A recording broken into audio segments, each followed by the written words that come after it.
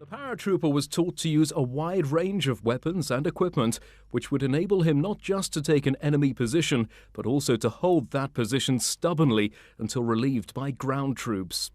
The armament and equipment used by the paratrooper were designed specifically for this role after having been thoroughly tested and evaluated. Over the usual Luftwaffe uniform, the soldier would wear the familiar outfit consisting of shirt and pants. His hands and knees were protected by jumper's gloves and knee guards. Foot wrappings and special boots were intended to prevent injuries while jumping. The paratrooper helmet had a thick foam rubber lining. The shape of the steel helmet, which differed from the standard armed forces model, immediately identified the soldier as a paratrooper.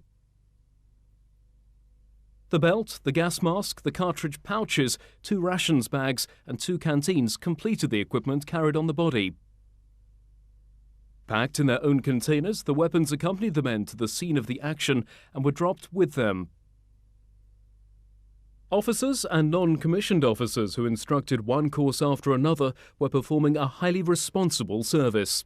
Although the instructors had to be among the most capable of the paratroopers, never or rarely were they permitted to see combat. The men who were trained to be paratroopers by the instructors experienced combat in the field, something their instructors experienced only in theory. True, the instructors knew that their work contributed to the winning of battles, and it was often said that no paratrooper ever forgot his instructor.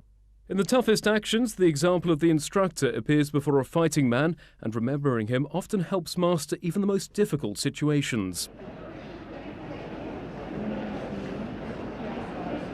In addition to the weapons which the paratrooper would need to fight, his most important helper would be the parachute, which carried him to the earth after he jumped from the transport aircraft.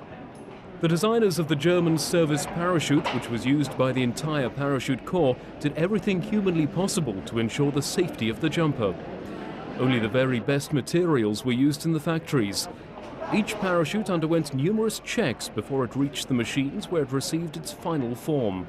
Several years of testing and experiments at the parachute test station at Stendal resulted in the development of a reliable parachute for military purposes, which was based on the parachutes originally used for civil aviation.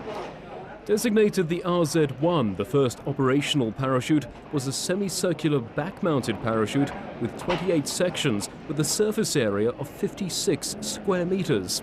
With a jump height of 100 meters, the parachute was designed to open automatically by use of a static line after falling approximately 30 meters from the aircraft. There was no reserve parachute.